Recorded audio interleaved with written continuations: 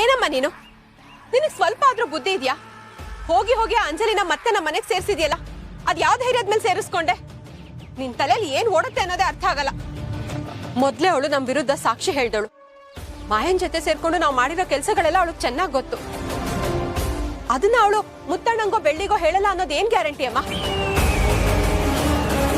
ನನಗೇನೋ ಷಣ್ಮುಗ ಏನೋ ಪ್ಲಾನ್ ಮಾಡಿನೇ ಅವಳನ್ನ ಕೆಲ್ಸಕ್ಕೆ ಸೇರ್ಸ್ಕೊಂಡಿದ್ದಾನೆ ಅನ್ಸತ್ತೆ. ಅವಳು ಅವನ್ ಏಜೆಂಟ್ ಅನ್ಸತ್ತೆ.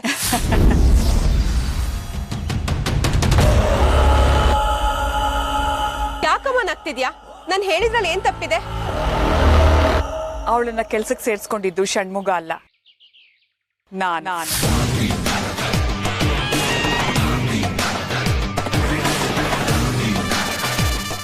ಏನು? ಅಂಜಲಿನ ಕೆಲ್ಸಕ್ಕೆ ಸೇರ್ಸ್ಕೊಂಡಿದ್ದು ನೀನಾ? ಹೌದು. ಅಂಜಲಿನ ಪ್ಲಾನ್ ಮಾಡಿ ಇಲ್ಲಿಗೆ ಬರೋದಕ್ಕೆ ಹೇಳಿದ್ದೆ ನಾನು.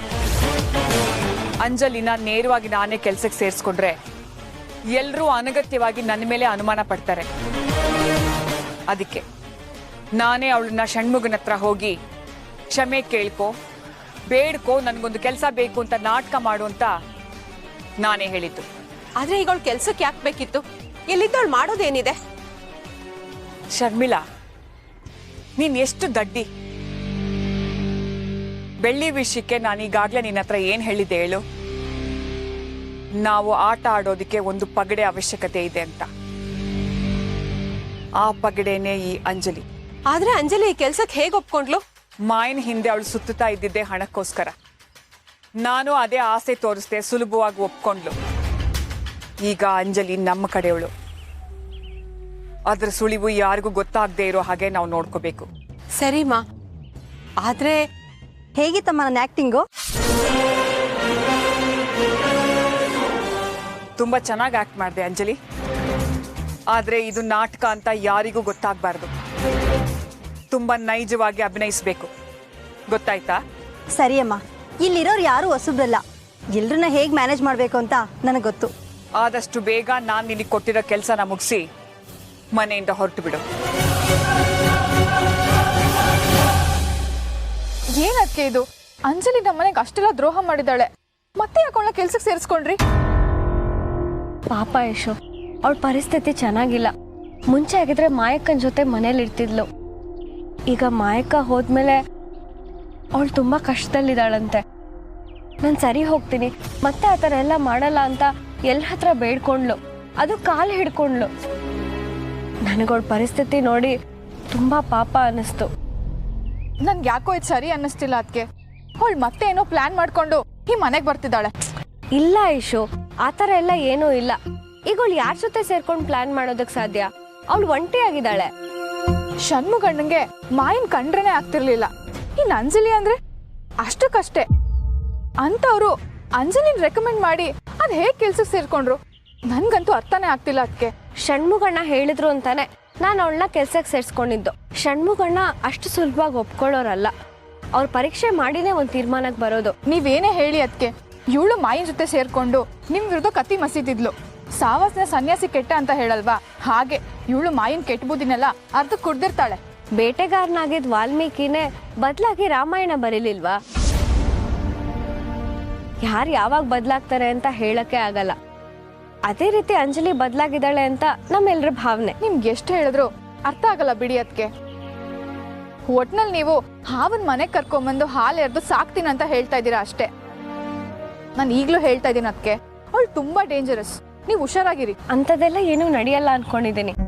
ಅಂಜಲಿನೇ ನನ್ನ ಕೆಲಸ ನಿಮಗೆ ತೃಪ್ತಿಕರ ಅನ್ನಿಸ್ಲಿಲ್ಲ ಅಂದ್ರೆ ನೀವೇ ನನ್ನನ್ನ ಕೆಲಸದಿಂದ ತೆಗೆದ್ಬಿಡಿ ಅಂತ ಹೇಳಿದಾಳೆ. ಅಕಸ್ಮಾತ್ ನಮ್ಗೇನಾದ್ರೂ ಅವಳ ಕೆಲಸ ಇಷ್ಟ ಆಗ್ಲಿಲ್ಲ ಅಂದ್ರೆ ನಾವೇ ಅವಳನ್ನ ಕೆಲಸದಿಂದ ತೆಗೆದ್ರಾಯ್ತು. ನನ್ಗೆ ಅನ್ಸಿದ್ ಹೇಳಿದೀನಿ. ಅದಕ್ಕೆ ಇದ್ರ ಮೇಲೆ ನಿಮ್ಮಿಷ್ಟ.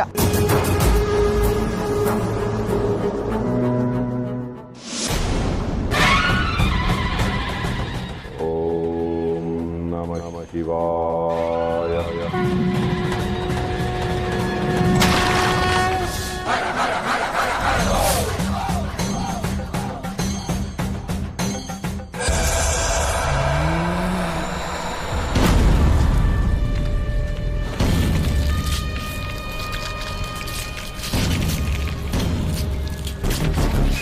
ಸ್ವಾಮಿಗಳೇ, ನನಗೆ ನಿಮ್ಮ ಸಹಾಯ ಬೇಕು. ನಿಮ್ಮ ತಪಸ್ಸನ್ನು ಭಂಗ ಮಾಡಿರುವುದಕ್ಕೆ ಕ್ಷಮೆ ಇರಲಿ. ನೀನು ಯಾವುದೋ ಜಿಜ್ಞಾಸೆಯಲ್ಲಿರುವೆ. ಏನೋ ಕೇಳಲು ನೀನು ಇಲ್ಲಿಗೆ ಬಂದಿರುವೆ. ಅದೇನು ಕೇಳು. ಸ್ವಾಮಿಗಳೇ, ಆ ಸಾಧ್ವಿ ಹಾಕಿರೋ ಬಂಧನದಿಂದ ನನಗೆ ಮುಕ್ತಿ ಕೊಟ್ಟು ನನ್ನ ಶಕ್ತಿಯನ್ನು ನನಗೆ ವಾಪಸ್ ಕೊಟ್ಟಿದ್ದೀರಾ. ನಿಮ್ಮ ಈ ಉಪಕಾರವನ್ನು ನಾನು ಯಾವತ್ತೂ ಮರೆಯಲ್ಲ. ಆದರೆ ನನಗೆ ಇನ್ನೂ ಅಪಾರವಾದ ಶಕ್ತಿ ಬೇಕು. ಅದರ ಮೂಲಕ ನಾನು ಅನ್ಕೊಂಡಿರೋ ಕೆಲಸವನ್ನು ನಾನು ಸಾಧಿಸಬೇಕು. ನನಗೆ ದ್ರೋಹ ಬಗ್ದಿರೋ ಆ ಮನೆ ನನ್ನ ವಶಕ್ಕೆ ಬರ್ಬೇಕು. ಆ ಮನೆಯಲ್ಲಿರೋ ಪ್ರತಿಯೊಬ್ಬರನ್ನು ಬಲಿ ಪಡೆದು ಆ ವಂಶನ ನಿರ್ವಂಶ ಮಾಡಿ ನಾನು ಆ ಮನೆಯಲ್ಲಿ ಬಾಳ್ಬೇಕು. ಆದ್ರೆ ಮಹಾಸ್ವಾಮಿಗಳು ಆ ಮನೆಯ ಸುತ್ತ ನಾನು ಒಳ ಬರದಂತೆ ದಿಗ್ಬಂಧನ ಹಾಕಿದ್ದಾರೆ. ನಾನು ಎಷ್ಟೇ ಪ್ರಯತ್ನ ಪಟ್ಟರು ಅದನ್ನ ಭೇದಿಸಿ ಒಳಗೆ ಹೋಗೋಕೆ ನನ್ನಿಂದ ಆಗ್ತಿಲ್ಲ. ಅದಕ್ಕೆ ನೀವ್ ನನಗೆ ಇನ್ನೂ ಹೆಚ್ಚು ಶಕ್ತಿ ಕೊಟ್ಟು ನನ್ನ ಕಾರ್ಯ ಸಾಧನೆ ಆಗೋ ಹಾಗೆ ಆಶೀರ್ವಾದ ಮಾಡಿ. ನಿನಗೆ ಬೇಕಾಗಿರುವ ಶಕ್ತಿಯನ್ನು ನನ್ನಿಂದ ಕೊಡಲು ಸಾಧ್ಯವಿಲ್ಲ. ಆ ಶಕ್ತಿಯನ್ನು ಆ ಶಿವನೇ ನಿನಗೆ ಕೊಡಬೇಕು. ಆ ಶಿವನೇ ನಿನಗೆ ಕೊಡಬೇಕು.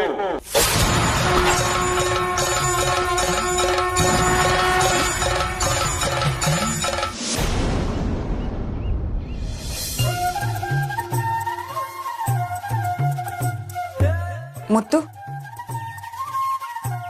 ಹಾ ಚಿಕ್ಕಮ್ಮ. ಇವತ್ತೇನಾದ್ರೂ ನಿನಗೆ ಮುಖ್ಯವಾಗಿರೋ ಕೆಲಸ ಇದೆಯಾ ಮುತ್ತು? ಅಂತ ಮುಖ್ಯವಾದ ಕೆಲಸ ಏನೂ ಇಲ್ಲ ಚಿಕ್ಕಮ್ಮ. ಷಣ್ಮುಗ ಹೋಗಿದ್ದಾನೆ. ನಾನು ನಾಳೆ ಫ್ಯಾಕ್ಟ್ರಿಗೆ ಹೋಗ್ತೀನಿ. ಯಾಕೆ ಚಿಕ್ಕಮ್ಮ, ಎಲ್ಲಾದ್ರೂ ಹೋಗ್ಬೇಕಿತ್ತಾ? ನಾನೆಲ್ಲಿಗೂ ಹೋಗೋ ಹಾಗಿಲ್ಲ. ನೀನು ಬೆಳ್ಳಿ ಇಬ್ರು ಇವತ್ತು ದೇವಸ್ಥಾನಕ್ಕೆ ಹೋಗಿ ಬನ್ನಿ ಅಂತ ಹೇಳೋಣ ಅಂತ ಅನ್ಕೊಂಡೆ. ಮಾಯನಿಂದ ನಿಮ್ ಬದುಕಲ್ಲಿ ಏನೇನೋ ಆಗೋಯ್ತು. ಅದಕ್ಕೆ ನೀವಿಬ್ರು ದೇವಸ್ಥಾನಕ್ಕೆ ಹೋಗಿ ನಮಸ್ಕಾರ ಮಾಡಿ ಒಂದು ಕೃತಜ್ಞತೆ ಸಲ್ಲಿಸ್ಬಿಟ್ಟು ಬನ್ನಿ ಅಂತ. ನೀವಿಬ್ರು ನಿಮಗ್ ಹುಟ್ಟೋ ಮಗು ಬಗ್ಗೆ 100 ಕನಸು ಕಟ್ಕೊಂಡಿದ್ರಿ. ನಮ್ಮ ವಂಶೋದ್ಧಾರಕ ಸೂರ್ಯನ ಹಾಗೆ ನಮ್ಮ ವಂಶದ ಕೀರ್ತಿ ಬೆಳಗ್ತಾನೆ ಅಂತ ನಾನು ಅನ್ಕೊಂಡಿದ್ದೆ. ಆದ್ರೆ ಎಲ್ಲ ನೀರಿನ ಮೇಲೆ ಗುಳ್ಳೆ ಹಾಗಾಗೋಯ್ತು. ನನ್ನನ್ನು ಕ್ಷಮಿಸಿ ಅತ್ತೆ. ನಿಮ್ಮ ವಂಶದ ಕೊಡಿನ ಕೊಡಕ್ ನನ್ನ ಕೈಲಾಗ್ಲಿಲ್ಲ. ನಾನು ತುಂಬಾ ದುರಾದೃಷ್ಟವಂತೆ. ನೀನ್ ಯಾಕೆ ನಿನ್ ಮನಸ್ಸನ್ನ ಇಷ್ಟು ಚಿಕ್ಕದ್ ಮಾಡ್ಕೋತೀಯ? ಇದ್ರಲ್ಲಿ ನಿನ್ ತಪ್ಪೇನಿದೆ? ಆ ಮಾಯಾ ನಿನ್ ಹೊಟ್ಟೆಲಿರೋ ಮಗುನ ಕೊಂದು ಹಾಕದ್ಲು. ಅವಳು ಹೀಗ್ ಮಾಡ್ತಾಳೆ ಅಂತ ಯಾರು ಅನ್ಕೊಂಡಿದ್ರು? ನೀನ್ ಎಷ್ಟು ನೋವು ಸಂಕಟ ಅನುಭವಿಸ್ತಿದ್ಯಾ ಅಂತ ನನಗ್ ಗೊತ್ತು ಬೆಳ್ಳಿ.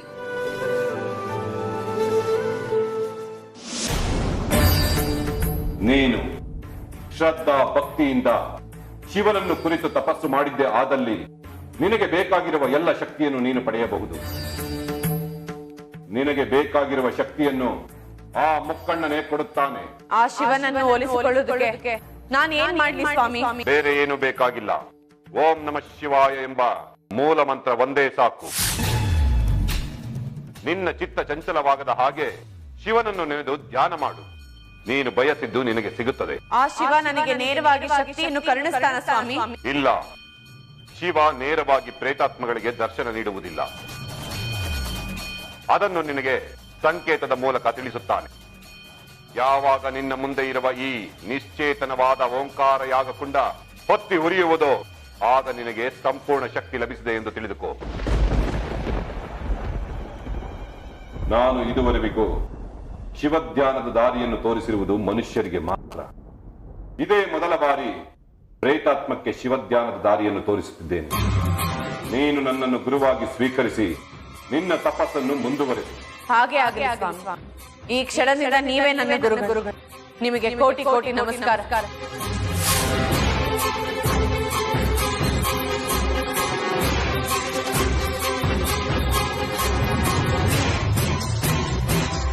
ನಿನ್ನ ಅಭೀಷ್ಟ ಸಿದ್ಧಿಸಲಿ. ಓಂ ನಮಃ ಶಿವಾಯ. ಓಂ ನಮಃ ಶಿವಾಯ. ಓಂ ನಮಃ ಶಿವಾಯ.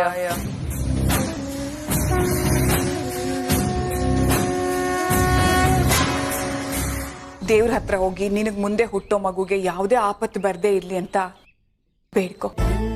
ಸರಿ ಅತ್ತೆ, ನಾನೇ ಮುತ್ತು ಮಾವನ ದೇವಸ್ಥಾನಕ್ಕೆ ಹೋಗಿ ಬರೋಣ ಅಂತ ಕೇಳೋಣ ಅಂತಿದ್ದೆ. ನೋಡಿದ್ರೆ ನೀವೇ ಹೇಳಿದ್ರಿ. ಸರಿ ಚಿಕ್ಕಮ್ಮ, ನಾವೀಗಲೇ ದೇವಸ್ಥಾನಕ್ಕೆ ಹೋಗಿ ಬರ್ತೀವಿ. ಒಳ್ಳೇದು ಮುತ್ತು. ತಗೊಳ್ಳಿ.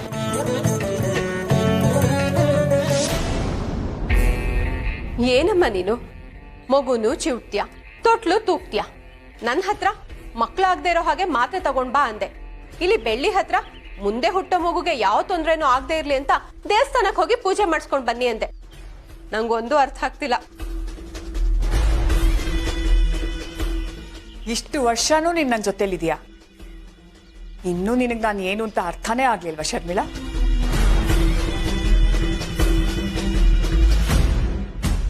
ಇದ್ರಲ್ಲಿ ಹೊಸದೇನಿದೆ? ಎಲ್ಲ ಮಾಮೂಲಿನೇ. ನನಗೆ ಮುತ್ತು ಬೆಳ್ಳಿ ಬಗ್ಗೆ ತುಂಬಾ ಕಾಳಜಿ ಇದೆ ಅಂತ ಅವ್ರಿಗೆ ಅನ್ನಿಸ್ಲಿ ಅಂತ ದೇವಸ್ಥಾನಕ್ಕೆ ಹೋಗ್ಬಿಟ್ಟು ಬನ್ನಿ ಅಂತಂದೆ. ಯಾಕೆಂದ್ರೆ ಅವರಿಗೆ ನಮ್ಮ ಮೇಲೆ ಅನುಮಾನ ಬರಬಾರ್ದಲ್ಲ. ಅದೇನೋ ಸರಿನೇ. ನೀನ್ ಯಾವಾಗ ಏನ್ ನಾಟಕ ಆಡ್ತೀಯೋ ಆ ದೇವ್ರಿಗೆ ಗೊತ್ತಿರತ್ತೆ. ಯಾವಾಗ ನಿನ್ ಅಂತಃಕರಣ ಉಕ್ಕಿ ಹರಿಯತ್ತೋ ಅಥವಾ ಯಾವಾಗ ಅದು ಕುದಿಯೋ ಲಾವಾರಸ ಆಗಿ ಧುಮ್ಕತ್ತೋ ಯಾರಿಗೂ ಗೊತ್ತಿರಲ್ಲ. ಈ ನೀಲಾಂಬರಿ ಅಂದ್ರೆ ಹಾಗೇನೆ.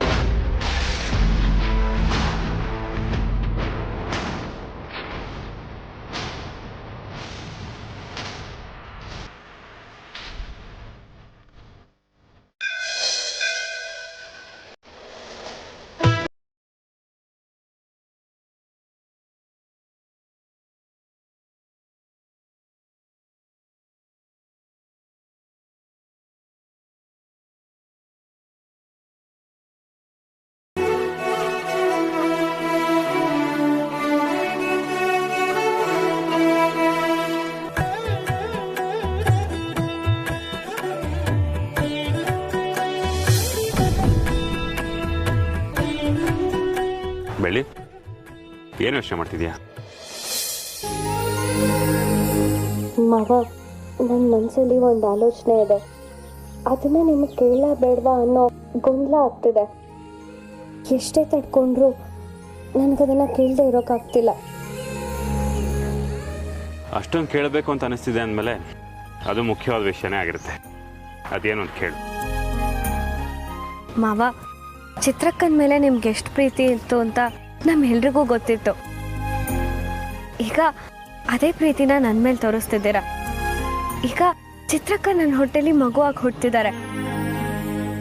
ನೀವು ಜಾಸ್ತಿ ಪ್ರೀತಿನ ನನ್ನ ಮೇಲೆ ತೋರಿಸ್ತೀರಾ ಇಲ್ಲ ಚಿತ್ರಕ್ಕನ ಮೇಲೆ ತೋರಿಸ್ತೀರಾ? ಒಬ್ಬ ಅಂತ $1 ಮಿಲಿಯನ್ ಪ್ರಶ್ನೆನ ತಲೆಯಲ್ಲಿ ಇಟ್ಕೊಂಡು ಒದ್ದಾಡ್ತಿದ್ಯಾ ಅನ್ನೋ. ಹೆಂಡತಿ ಮೇಲಿರೋ ಪ್ರೀತಿನೇ ಬೇರೆ, ಮಗು ಮೇಲಿರೋ ಪ್ರೀತಿ ವಾತ್ಸಲ್ಯನೇ ಬೇರೆ. ಎರಡನ್ನೂ ಹೋಲಿಸಿ ಗೊಂದಲ ಮಾಡ್ಕೊಂಬಾರ್ದು. ಮಗು ಹುಟ್ಟಿದ ಮೇಲೆ ಈ ಹೆಂಗಸರಿಗೆ ಗಂಡ ಅನ್ನೋ ಒಂದು ಪ್ರಾಣಿ ಇದೆ ಅನ್ನೋದೇ ಮರ್ತು ಬಿಡ್ತಾರೆ. ಯಾಕೆಂದ್ರೆ ಅವ್ರು ಬರೀ ಮಗುನೇ ಪ್ರೀತಿಸ್ತಾ ಇರ್ತಾರೆ. ನಾನೇನು ಹಾಗಲ್ಲಪ್ಪ. ನಿಮ್ಮ ಮೇಲೆ, ನನ್ನ ಪಾಪು ಮೇಲೆ, ಇಬ್ಬರ ಮೇಲೆ ಸಮಾನವಾದ ಪ್ರೀತಿನೇ ತೋರಿಸ್ತೀನಿ. ಏನ್ ಮಾವ, ನಿಮ್ಮ ಮನ್ಸಲ್ಲೂ $1 ಮಿಲಿಯನ್ ಪ್ರಶ್ನೆ ಅಂದ್ರಲ್ಲ, ಅದು ಹೊಡ್ತಿದ್ಯಾ? ಹ್ಞೂ ಬಳಿ, ನಮ್ಮ ಮೊದಲನೇ ಶಾಂತಿ ಮುಹೂರ್ತ ನಿಮ್ಮನೇಲಾಯ್ತು. ಈ ಸಲ ನಮ್ಮ ಶಾಂತಿ ಮುಹೂರ್ತನ ಎಲ್ಲಿ ಇಟ್ಕೊಳ್ಳೋದು ಅಂತ ಯೋಚನೆ ಮಾಡ್ತಿದ್ದೆ. ಹೋಗಿ ಮಾವ, ನೀವು ಬದುಕಲ್ಲಿ ಧಾರೆ ಮುಹೂರ್ತ, ಶಾಂತಿ ಮುಹೂರ್ತ ಎರಡು ಒಂದೇ ಸರಿ ಬರೋದು. ಪ್ರತಿ ವರ್ಷ ಬರೋದಕ್ಕೆ ಅದೇನು ಸ್ವಾತಂತ್ರ್ಯ ದಿನಾಚರಣೆನಾ? ಸ್ವಾತಂತ್ರ್ಯ ದಿನಾಚರಣೆ ಮದುವೆ ಆದಮೇಲೆ ಗಂಡಸರು ಸ್ವಾತಂತ್ರ್ಯ ದಿನಾಚರಣೆ ಆಚರಿಸೋದ್ರಲ್ಲಿ ಅರ್ಥನೇ ಇಲ್ಲ. ಯಾಕೆ ಅಂದರೆ ಮದುವೆ ಆದಮೇಲೆ ಪಾಪ ನಮ್ಮಂಥವ್ರಿಗೆ ಸ್ವಾತಂತ್ರ್ಯನೇ ಇರಲ್ಲ. ಇನ್ನು ಶಾಂತಿ ಮುಹೂರ್ತ ಅಲ್ವಾ? ಶಾಂತಿ ಮುಹೂರ್ತ ಅಂದರೆ ಮೊದಲನೇ ಮಗುಗೋಸ್ಕರ ಮಾತ್ರ ಅಲ್ಲ, ಎರಡನೇ ಮಗುಗೋಸ್ಕರ ನಡೆಯೋದು ಕೂಡ ಶಾಂತಿ ಮುಹೂರ್ತನೇ. ಅರ್ಥ ಆಯ್ತಾ? ಬಾಯಲ್ಲಿ ಬಿಡಿ ಮಾವ, ದೇವಸ್ಥಾನಕ್ಕೆ ಬಂದ್ರು ನಿಮ್ ಬುದ್ಧಿ ಬಿಟ್ಟಿಲ್ಲ. ಬರ್ತಾ ಬರ್ತಾ ನೀವು ತುಂಬಾ ತರಲೆ ಆಗ್ತಿದ್ದೀರಾ. ಎಲ್ಲ ನಿನ್ನಿಂದಾನೆ. ನಿನ್ ಸವಾಸ ಮಾಡೋದಕ್ಕಿಂತ ಮುಂಚೆ ನಾನು ತುಂಬಾ ಮುಗ್ಧನಾಗೇ ಇದ್ದೆ. ಅಂದ್ರೇನು? ನಾನ್ ನಿಮ್ಮನ್ನ ಹಾಳು ಮಾಡ್ತೆ ಅಂತನಾ? ಇದೇ ನಿಮಗ್ ಮಾಡ್ತೀನಿ. ಏನ್ ಬೆಳಿ ನೀನು ಸಿಹಿಯಾಗಿ ಸವಿಯಾಗಿ ಮುತ್ತು ಕೊಡ್ತೀಯ ಅಂತ ಅನ್ಕೊಂಡ್ರೆ ಜಿಣ್ತಿಯಲ್ಲ. ಹ್ಞೂ, ಮತ್ತೆ ದೇವಸ್ಥಾನಕ್ಕೆ ಬಂದು ಹೀಗೆಲ್ಲ ಮಾಡಿದ್ದಕ್ಕೆ ನಿಮ್ಗೆ ಶಿಕ್ಷೆ ಕೊಡ್ತಿದ್ದೀನಿ. 1 ವಾರ ನನ್ನ ಹತ್ರ ಬರೋಂಗಿಲ್ಲ. ಬೆಳಿ 1 ವಾರನ? ಜಾಸ್ತಿ ಮಾತಾಡಿದ್ರೆ 2 ವಾರ ಆಗತ್ತೆ.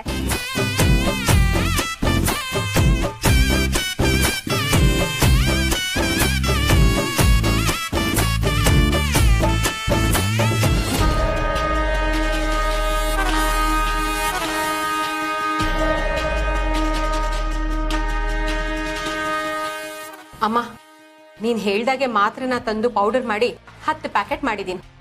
ತುಂಬಾ ಒಳ್ಳೇದು ಮಾಡಿದೆ.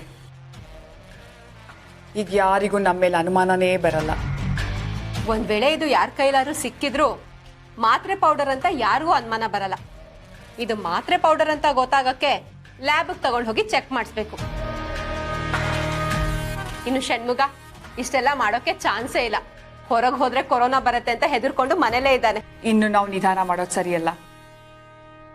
ಇವತ್ತಿಂದನೇ ನಮ್ಮ ಕೆಲಸನ ಶುರು ಮಾಡಿಸ್ಬೇಕು. ಅಂಜಲಿಯಲ್ಲಿ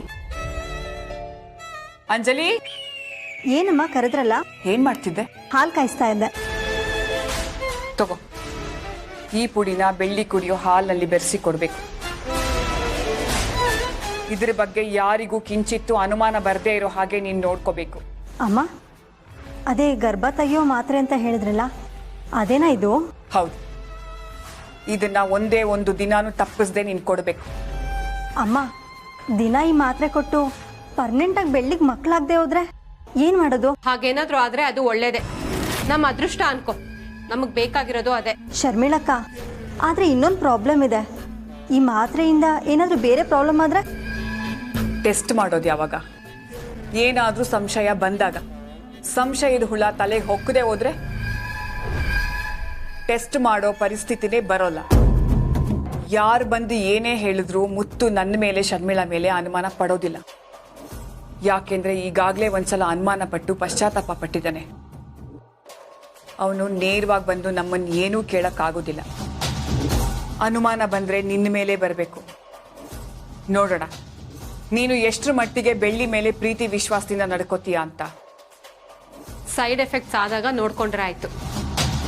ಯಾವುದೇ ಅಂಜಿಕೆ ಅಳುಕಿಲ್ದೆ ನಾವು ಕೊಟ್ಟಿರೋ ಕೆಲಸನ ನೀನು ಮಾಡು. ಸರಿ ಅಮ್ಮ, ಹಾಗೆ ಆಗ್ಲಿ.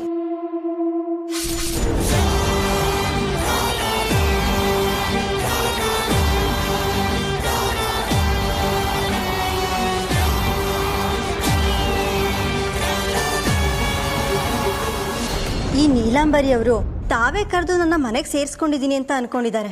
ಅಲ್ಲಿ ಆ ಷಣ್ಮುಗ ನನ್ ಕೆಲಸ ಕೊಡ್ಸಿ ದೊಡ್ಡ ಉಪಕಾರ ಮಾಡ್ದೆ ಅನ್ನೋ ಥರ ಆಡ್ತಾನೆ. ಎಲ್ಲ ಅವ್ರವ್ರ ಬೇಳೆ ಬೇಯಿಸ್ಕೊಳಕ್ ನೋಡ್ತಾರೆ.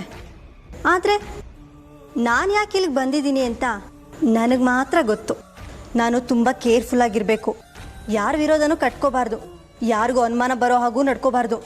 ನನ್ನ ಟೈಮ್ ಬರೋ ತನಕ ಯಾರು ಏನೇ ಅಂದ್ರೋ ಎಲ್ಲ ಸಹಿಸ್ಕೊಂಡು ಸುಮ್ಮನೆ ಇರ್ತೀನಿ. ನನ್ನ ಕಾಲನೂ ಬಂದೇ ಬರುತ್ತೆ.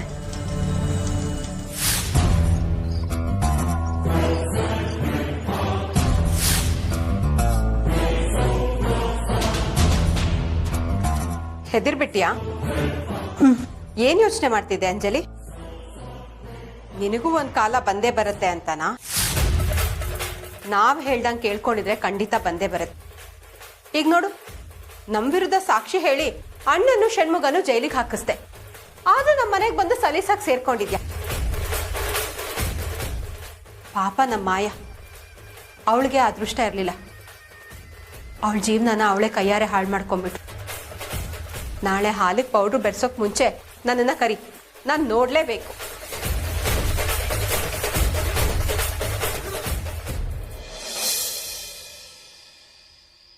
ಮಾವ,